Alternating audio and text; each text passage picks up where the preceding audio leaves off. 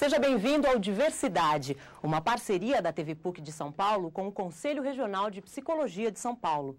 Nosso assunto de hoje é saúde e trabalho. O capitalismo e a sociedade pós-moderna trouxeram consigo, entre vantagens e mazelas, uma série de doenças relacionadas ao trabalho. Hoje, doenças como o LER, o DORT e o estresse frequentam cada vez mais as indústrias e os escritórios. E a sociedade, os empresários e as organizações sociais começam a se preocupar com isso. Mas uma preocupação que ainda está longe do tamanho real do problema.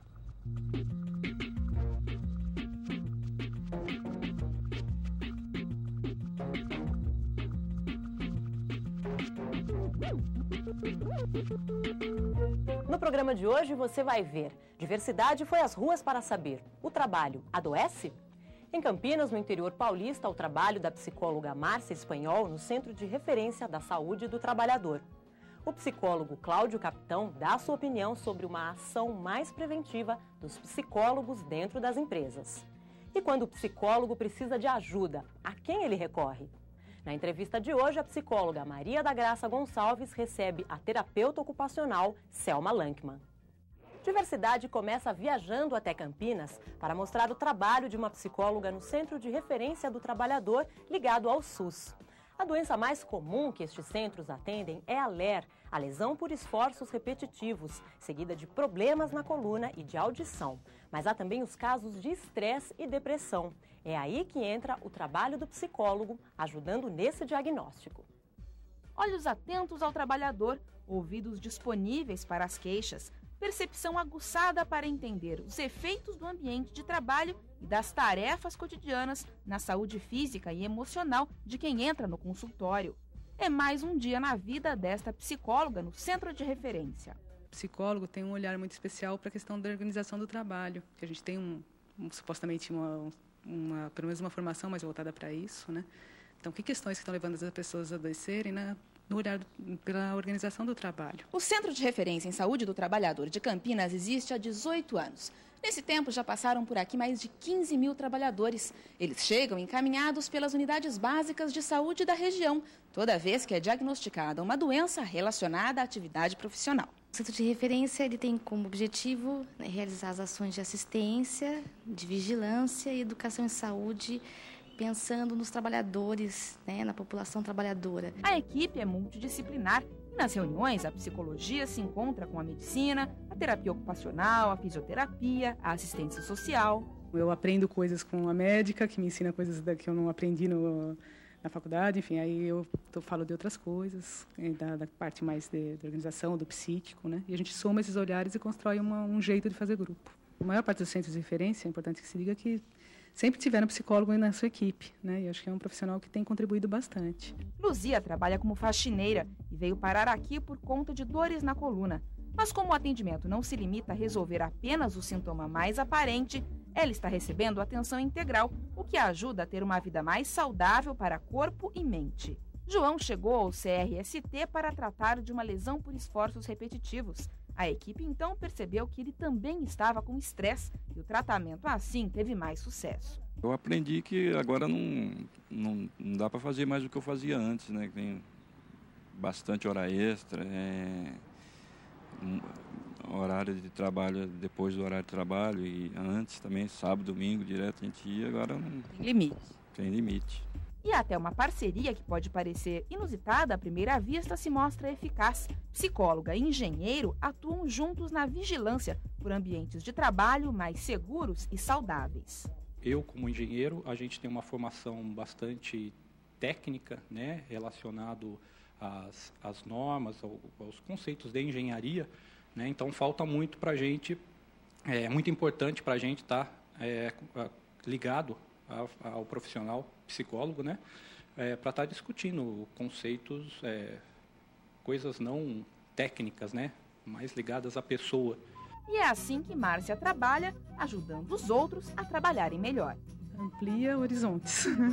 A gente ficar naquele mundinho, aquela coisa só fechada, da psicologia, da clínica, principalmente, né? Uma coisa muito diferente do que a gente faz aqui. Aqui você tem que olhar o mundo, você tem que olhar como o mundo está organizado, como é que está, como é que funciona os lugares de trabalho, como é que são as relações de trabalho, né? Uma coisa muito maior, né, do que ficar numa coisa de clínica. Não que seja menos importante ou mais importante, mas é uma ampliação de olhar, acho, para o mundo. Responda rápido. O trabalho pode enlouquecer? Enlouquece. Por quê? Porque você tem que correr, porque tá atrasado, não bate meta, tem que correr atrás da meta, tem que vender. Tô doida já. Depende do trabalho, mas eu acho que não, né? Quem se ocupa tá fazendo um bem pro seu próprio corpo, eu acho. A mente, o corpo, né? Enlouquece não. Por quê?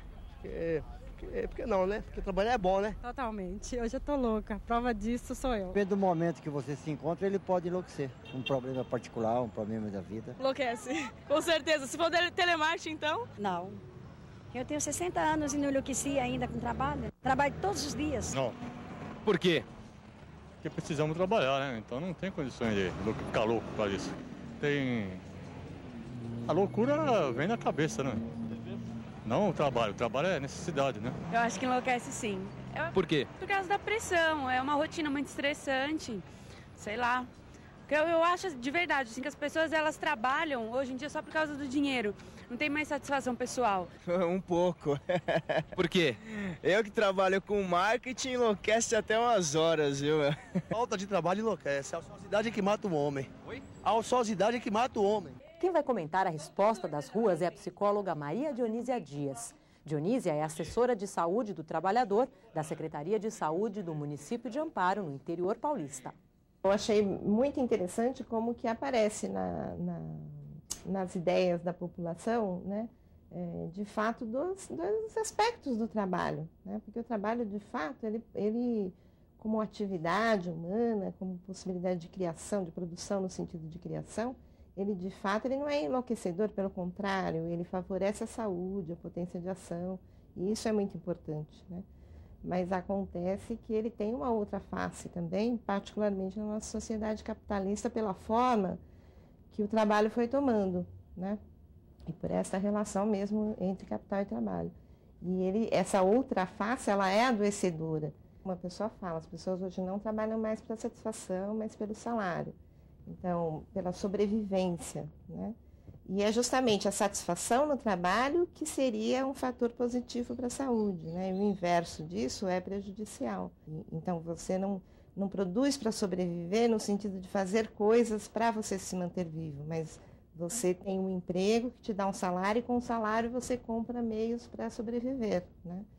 E, claro, à medida que a gente tem na sociedade hoje um aumento do desemprego, né, uma dificuldade em relação a se manter o emprego, os trabalhadores de qualquer área, eles tendem a se submeter muito mais, né, a aceitar qualquer tipo de contrato de trabalho e qualquer condição de trabalho, né.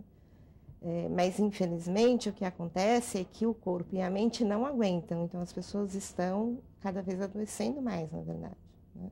Porque ela se submete, por exemplo, a uma pressão de meta de produção, seja na área de serviços ou industrial, ou o que for, ela se submete porque ela quer manter o emprego, porque ela precisa do emprego, mas aí ela adoece, né? E, perversamente, mais um adicional na perversão, na verdade, aí ela é mandada embora quando ela adoece. Porque daí tem outro que não está doente ainda, né, e que vai aceitar esse emprego. E, dessa forma, você tem aí uma rotatividade e um mercado de trabalho, um tipo de emprego que vai adoecendo pessoas, né? É uma coisa até para se pensar em qual é o futuro dessa sociedade, porque as pessoas jovens já estão, na verdade, adoecendo. Quando você tem, por exemplo, doenças clássicas, doenças profissionais clássicas, que demoravam muitos anos para se desenvolver, porque era uma coisa de exposição a agentes químicos, ou poeiras, tal, e que eram anos de exposição para a pessoa adoecer. E hoje não, né? Hoje essa questão da organização do trabalho, do sofrimento mental, dos distúrbios osteomusculares, são doenças relacionadas ao trabalho que se desenvolvem mais rapidamente. Então, a aceleração do nosso mundo também levou à aceleração do adoecimento no trabalho. A psicologia é usada na prevenção das doenças ligadas ao trabalho. Mais do que avaliações e diagnósticos, o psicólogo deve pensar nas condições de trabalho que podem levar um trabalhador ao adoecimento. Quem fala sobre isso é o psicólogo Cláudio Capitão. Cláudio é professor universitário e também trabalha no Instituto Emílio Ribas de São Paulo. É doutor pela Unicamp e pós-doutor em Psicologia Clínica pela PUC de São Paulo. O que nós temos observado hoje é uma condição imposta ao trabalhador bastante cruel do ponto de vista da sua integridade e saúde mental. Eu estou me referindo, de fato, à forma como o trabalho hoje ele é organizado e executado. Seria interessante, do ponto de vista preventivo, que o psicólogo que hoje pensa as organizações ou que nela trabalha, observar as condições de trabalho e como o trabalhador reage a elas, para que sim nós possamos ter uma política de saúde mental preventiva e não essencialmente realmente ativa. Ora só, porque na maioria das vezes esse trabalhador, quando sai ou é demitido de uma empresa e arrasta com ele, por exemplo, um quadro depressivo ou de transtorno do humor, ele também não vai ser tratado pela rede pública ou por quem quer que seja. O que vai ocorrer posteriormente é a degeneração individual e familiar. Ora, então, a nossa responsabilidade enquanto profissionais conhecedores dessas condições é de análise, de crítica e de possibilidade, de criação de possibilidade de intervenção nessas condições de trabalho que hoje nós observamos no trabalho na nossa sociedade dita, entre aspas, pós-moderna. Ele sempre é visto como alguém que está ali para ajudar as pessoas, mas o psicólogo ou o profissional da saúde, de maneira geral, é um trabalhador também, que muitas vezes tem problemas no trabalho como todo mundo, ou até mais. E aí, quem procurar? Eles se dedicam a cuidar da saúde mental da população, mas e quando são eles que precisam de ajuda? Quem é que cuida dos psicólogos?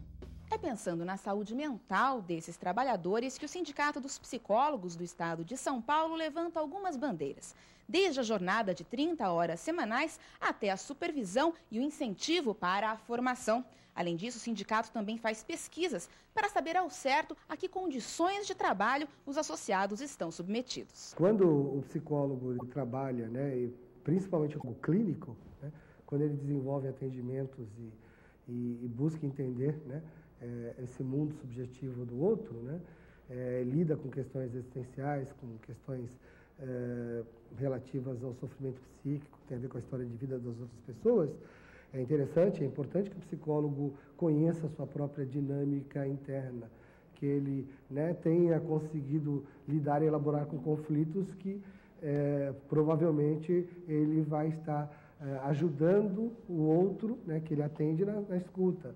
Então é importante, acho que nesse sentido o psicólogo, principalmente em algumas áreas de trabalho, estar sob um processo de análise, psicoterapia, estar submetido a um processo de supervisão, são condições fundamentais para que tenha um bom exercício.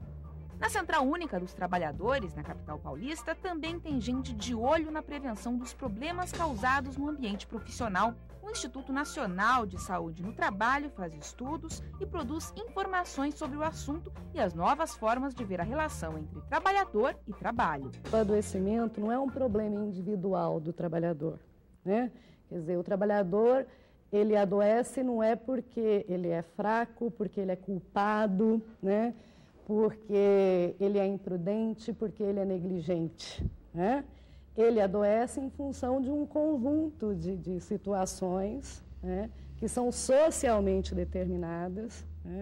Então, o adoecimento ele é decorrência desse conjunto de coisas. Com vasta experiência teórica no assunto, Cláudia acredita que sobre o profissional da saúde de forma geral, psicólogo em particular, pesa uma carga ainda maior. É um trabalho que tem uma sobrecarga psíquica muitíssimo grande, muito grande, Então, é um trabalho que exige um nível de atenção bastante grande.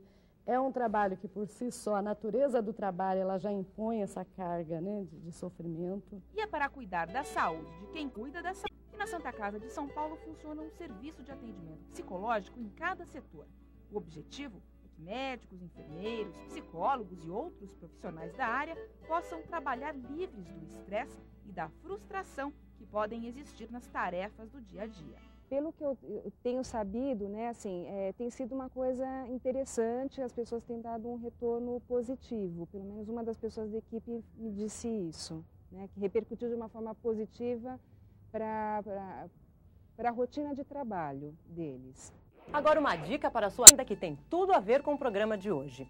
Entre os dias 9 e 12 de setembro deste ano, será realizado o 3º Congresso Nacional de Saúde do Trabalhador.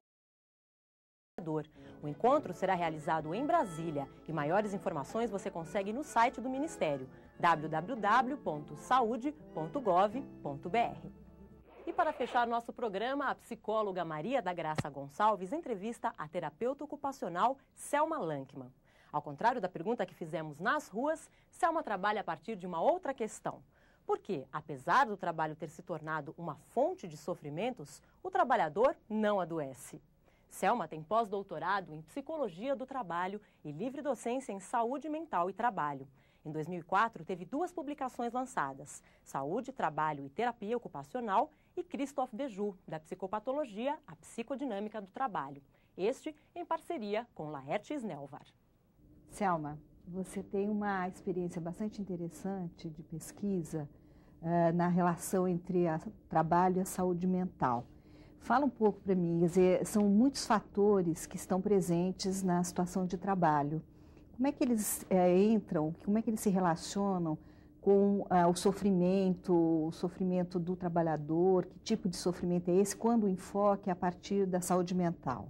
Então, tem uma linha, né, uma tentativa dentro da linha que eu trabalho de romper com esse modelo de trabalho como causador de doença psíquica, né? Porque a gente não tem, é muito difícil fazer essa relação causal, trabalho, adoecimento psíquico, a exemplo de outras patologias, como, por exemplo, barulho, surdez ou perda auditiva. Você não consegue fazer esse mesmo nexo causal na relação trabalho-saúde mental. Mesmo que você tenha um trabalho que é visivelmente, entre aspas, patogênico, você também não vai ter uma resposta necessariamente de uma psicopatologia, né? Porque, embora você tenha situações onde o sofrimento é comprovadamente coletivo, a gente entende que a reação, a forma como cada um vai viver esse sofrimento é muito individual. Mas a pergunta principal que a gente parte é por que apesar de condições tão difíceis, né, porque o trabalhador adoece, até é mais fácil de visualizar. Uhum. Mas a questão que desencadeou toda a linha de pesquisa é como, apesar de condições tão duras de trabalho, o trabalhador não adoece. Acho que essa é o grande objeto de pesquisa. Quer dizer, o que nessa relação de saúde mental, trabalho, sabendo que o trabalho hoje tem toda uma precarização, ele é um agente de sofrimento, né? Uhum. Como que as pessoas conseguem, que estratégia as pessoas desenvolvem para não adoecer.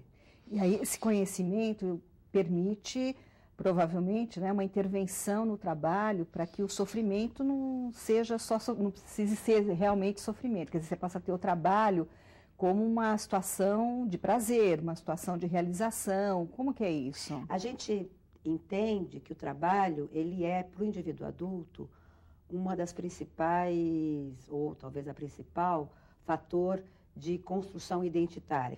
E que o trabalho para o indivíduo adulto, ele é o principal local, um espaço privilegiado de confronto do indivíduo com si mesmo e com regras e com o outro, e com situações que muitas vezes lhe confrontam eticamente, moralmente, psicologicamente.